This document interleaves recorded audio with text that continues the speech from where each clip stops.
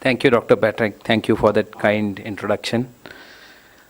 I welcome you all once again to this study workshop on under the EMAC network. And without much into the MSME sector, since Prashanto has already covered on why the MSME sector is so important for our economy and the importance of having energy efficiency, I'll directly slip into the financing part of it. And just to provide you an outline of what I'm going to cover, I'm going to cover how the current institutional finance is structured in our country, how many SMEs are actually availing finance. I have some astonishing figures for you there. And learning from recent studies on EE financing, then what, for my entrepreneur friends here, what the government has to offer for you, and then the technology environment in this sector, the major EE initiatives which have been undertaken in the recent past, what the FIs think on the EE finance, because for the paper that we have published, we consulted a lot of stakeholders. Major sector of that was the banks, the FIs, which includes both the public sector and the private sector banks, and we are going to highlight a few of their perspective, understanding the financing of energy efficiency and how financing for energy efficiency is a bit different from financing usual modernization-based technologies, and then the kind of recommendations that we have provided in the paper. And just for your information, a copy of paper is also provided to all of you in your conference kits. Institutional finance for MSMEs, according to the recent report by the Ministry of MSME, the MSM, if we look at the figures here, only 12% of the MSMEs have availed institutional finance.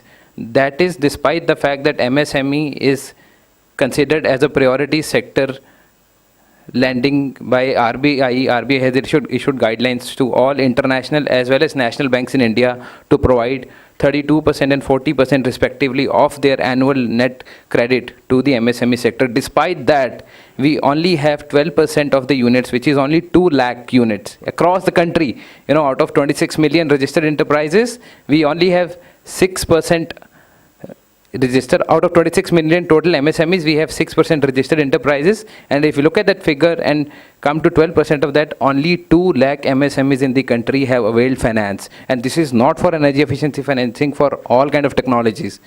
And we are talking about millions of enterprises. 1% availed finance from non-institutional sources, and a majority, 87% of the MSMEs have not availed any finance from the institutional sources. They have been arranging their own funds or from the non-institutional sector. So this talks a lot about the inclusiveness of the sector. You know, we are not including the units at the bottom of the pyramid into the real policy formulation also, because the policies which are also being formulated, the subsidies which are going, are only going to the units who are availing the finance, only these 2 lakh units or a bit more. And we are leaving the 87% of the units outside the preview of that EE financing. Learnings from the recent studies, see, financing of lately, it has got a lot of attention. A lot of agencies have started working on EE financing. GIZ has recently conducted a training program for bankers in 50 energy intensive clusters. Anya is here. She can talk to you about that. So we have included some of the learnings from that. IFC has recently conducted a study on EE financing. ENY conducted a study. And we tried to capture the insights from all of that and put it here. So the main aspect is that the bankers lack the capacities to evaluate EE finance, and how they evaluate technologies is, for an EE technology also, they are going to evaluate it based upon the business as usual scenario. Banks have substantial NPAs in the sector, yeah, so that's why the MSME sector is considered very risky. This is where the banks have their maximum NPAs, and they're not very forthcoming. They're very conservative in lending out to the MSMEs. There is no EE assessment tool which a banker or a credit officer can use to assess an EE technology. Credit lines which are there in India, JICA has provided 3 credit lines, AFD has provided a credit line, KFW has provided a credit line for interest rate subsidies for lending out to MSMEs for EE financing. They are not actually directly promoting energy efficiency. I'll tell you how in my subsequent slides. Then there are concerns on real savings compared to BAU scenario. There are concerns on the evaluation of EE technology. So whatever you have in that report, in that EA report, are you actually going to get those savings or not? For MSMEs, there are high transaction costs. For a banker, from a banker perspective, if he's going to give a loan for 500 crores to a large enterprise or a 50 lakh loan to a small industry, the banker has to incur same amount of effort, same amount of time, same amount of cost and resources. So of course, from a banker perspective, you can understand the how priority would he have in lending out to the MSMEs. So the sector has high transaction costs. We can here, of course, talk of in the recommendations bundling of MSMEs and coming together as a group so that their loan amount is also high to make it attractive for the bank officer also.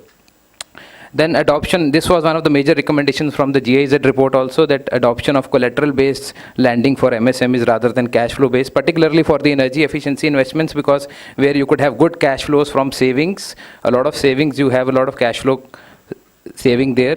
But the bankers for MSME, they adopt a collateral-based approach because they think that the sector is risky. Sometimes the balance sheets are not too good. The credibility of the enterprise is not there. The bank history, the bank finance history is not there. So because of this collateral lending approach, a lot of SMEs, especially the micro enterprises, are left out from that ambit of loans. This is the slide which my entrepreneur friends are going to be interested in. What is the government offering these days to promote energy efficiency financing and technologies? So the main flagship scheme which is in existing these days is of the Ministry of MSME. It is called TechUp scheme, Technology and Quality Upgradation Scheme for MSMEs.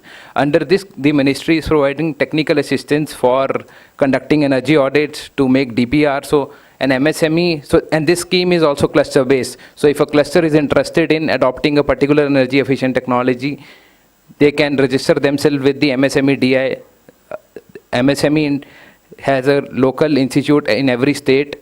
So they can register them with the MSME DI and ask that, say 20, 30 units in our cluster want to implement this technology. MSME is going to fund for their energy audits, get the DPRs prepared, and then also provide capital subsidy, because you would understand in India, the government is primarily offering two kinds of support. One is the capital subsidy, the other is the interest rate reduction. But here in this scheme, you are also getting energy audits done at free cost, DPRs prepared, and then capital subsidy, 25% of the project cost subject to maximum of 10%.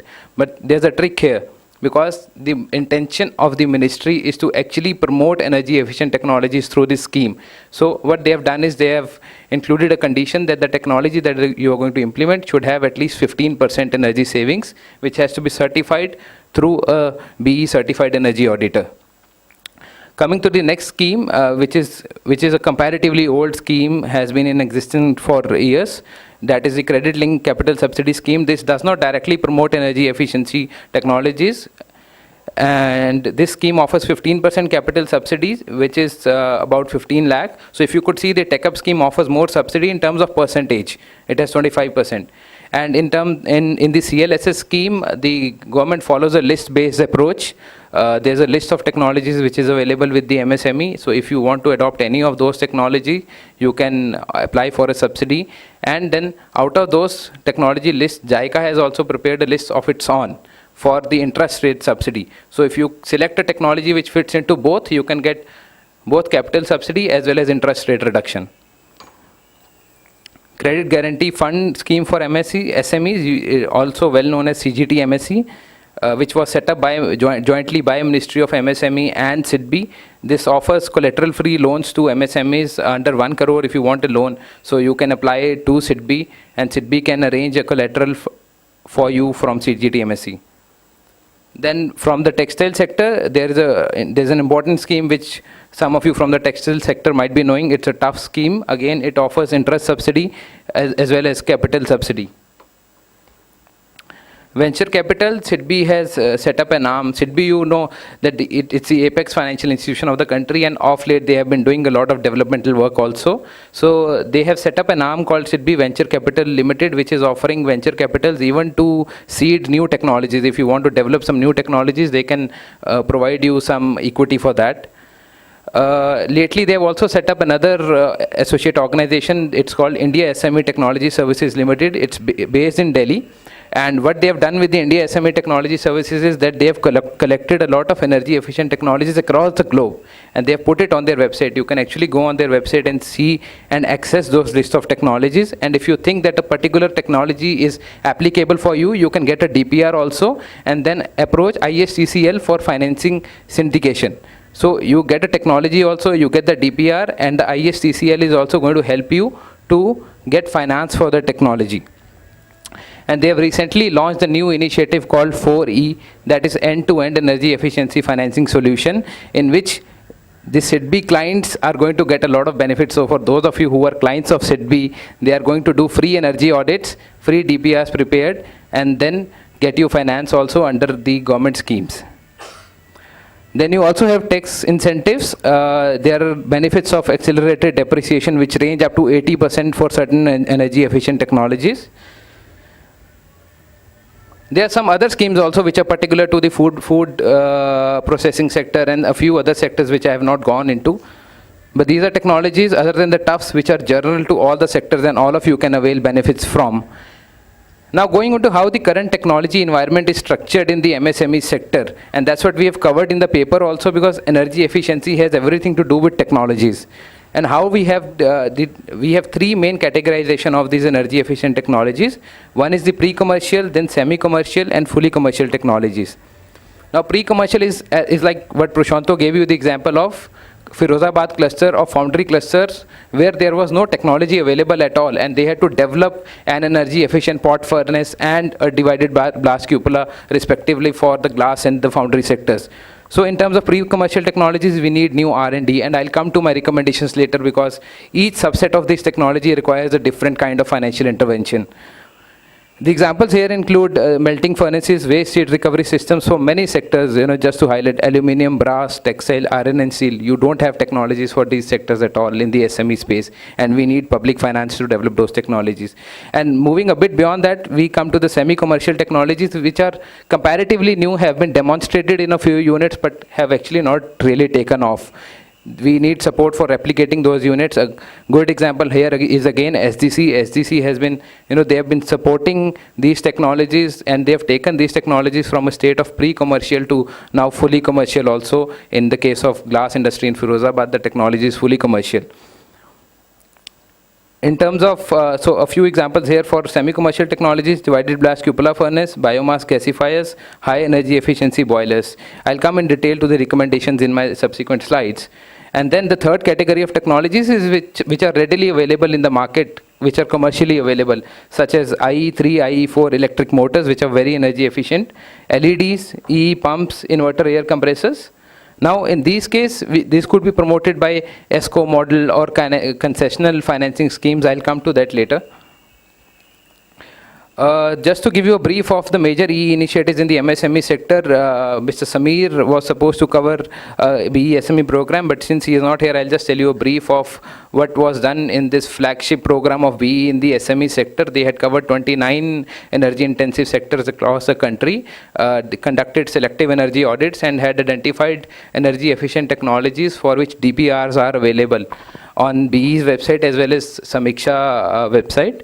So now that was under the 11th plan. So now under the 12th plan, BE is going to demonstrate some of those selected technologies in a few clusters at their expense. So what they're trying to do is implement these technologies at their expense in a few units in a cluster, so that the other units can see from examples, learn from examples. So if your other unit is getting the benefit, you can also implement it, availing the capital subsidies and the interest rate subsidies available.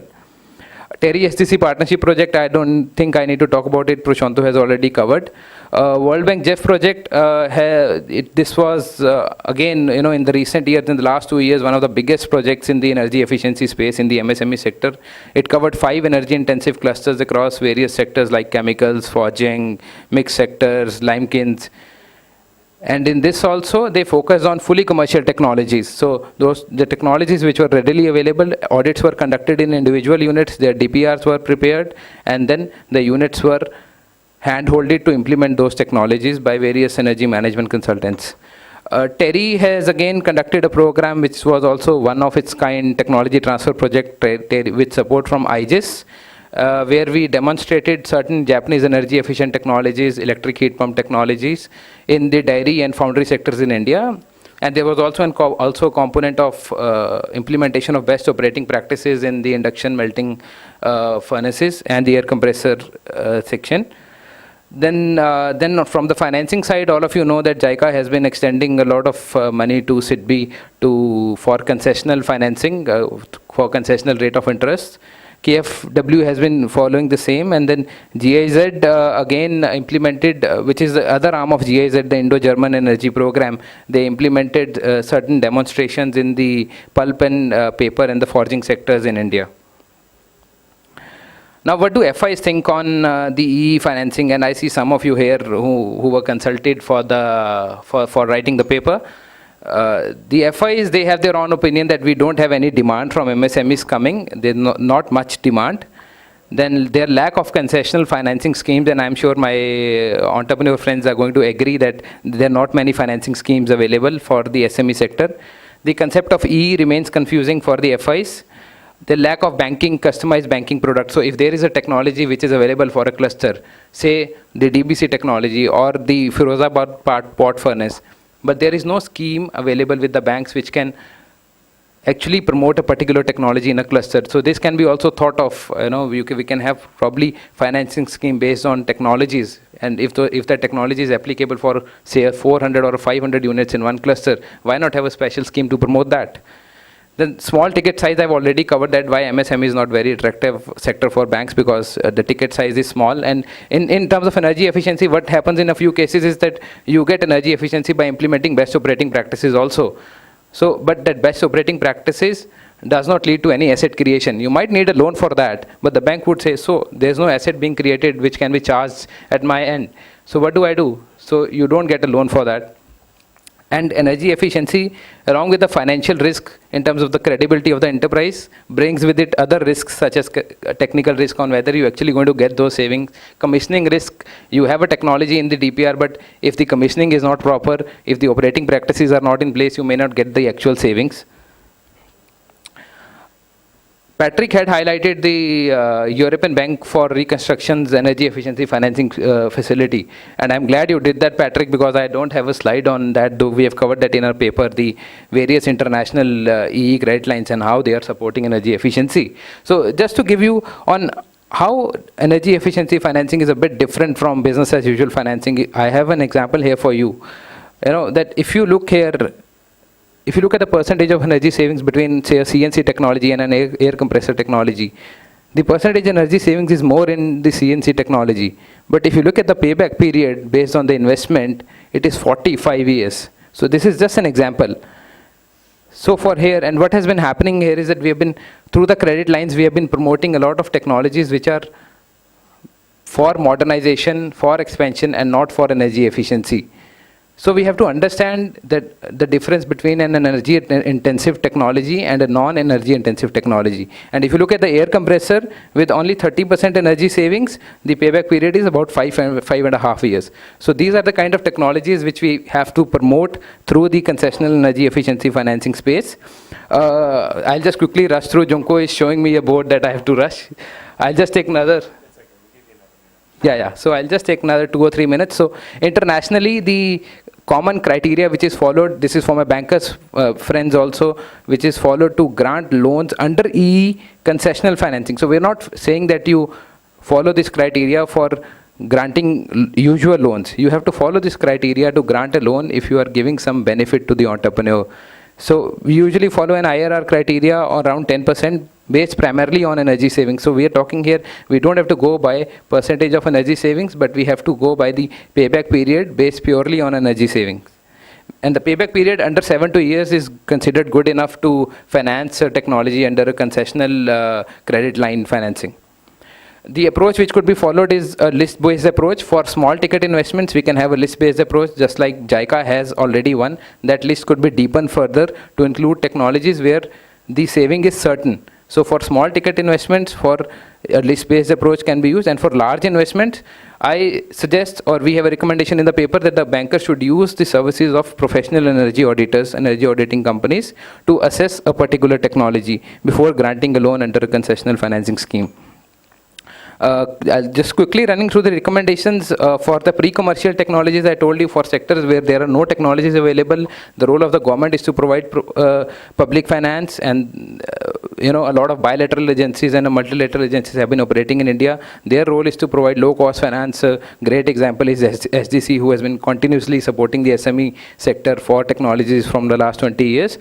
And funding could be as grant support and as venture capital. And once you have the funding, you need to follow the approach which Prashanto highlighted, that is the RD&D approach. For financing of semi-commercial technologies, my entrepreneur friends are going to agree here that we need more capital subsidies. The government also has to offer more capital subsidies, more concessional financing scheme wherein you get interests at 1 to 2 to 3% less than the PLR rates. And then this support is required for a number of years, because India, the sector is not very mature, and you need support for a lot number of years for a technology from the pre-commercial and the semi-commercial stage to reach the fully commercial space. And see, because from an entrepreneur's perspective also, the choice has to be made attractive. The entrepreneur will only choose technology A over technology B if the technology A comes with certain benefits, and those certain benefits have to be capital subsidy and interest rate reduction. And quickly on the commercial technology, commercial technologies could be very well promoted through the ESCO mechanism, which is coming of late. The great example is EESL is going to provide LED bulbs in Delhi to every household. LED bulb is a EE technology. The same could be done in factories also. You could pick up a cluster and change all their lighting systems. So, and the technology is fully commercial. So fully commercial technologies can be promoted through ESCO and through concessional lines of financing. Then again, we need to have better guidelines in place to make sure that the finance goes only for purely energy efficient technologies. And quickly, my last slide. We need to leverage the existing MSME banking relationship, because what is happening is that the government is providing subsidies only through the leading public sector banks. And an MSME, like I told you, may have an existing relationship with the local bank, with some other private bank, and the assets may be already charged to that bank. And MSME may not like to get its assets charged by other bank also. So what government needs to probably do is include all the banks which are already lending to the MSME in its ambit of providing capital subsidies. That is how we can actually reach out to more MSMEs and make these schemes more inclusive,